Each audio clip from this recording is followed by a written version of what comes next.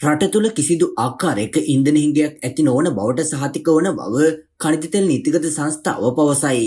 ඒ සම්බන්ධයෙන් වැඩිදුරටත් අදහස් දැක්වූ ඩී.ජේ. රාජකරුණා මහතා ජනතාවට කියන්න ඕනේ කිසිදු ගැටලුවක් නැතුව තාම මාස දෙකකට අවශ්‍ය තෙල් අපි ඇනුම් කළා තියෙනවා.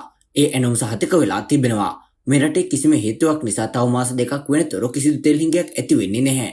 එතකොට ගැටලුව තියෙන අපිට තෙල් ලැබෙන්නේ මොන තැන්වලින්ද කියලා. එතකොට යුද්ධයේ බලපෑමක් තියෙනවද කියන එක තමයි අපි ඊට පස්සේ බලන්න ඕනේ.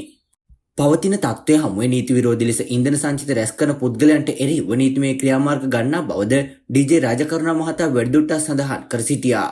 අපි ළඟ තියෙන වාර්තා අනුව ඔක්ටේන් 92 පෙට්‍රල් වැඩි ප්‍රමාණයක් ආනයනය කරන්න යුද්ධයේ තියෙන කලාපයෙන් නෙවෙයි. එම තෙල් අපිට එන්නේ මැලේසියාව, සිංගප්පූරුව, ඉන්දියාවේ සිකා වලින්.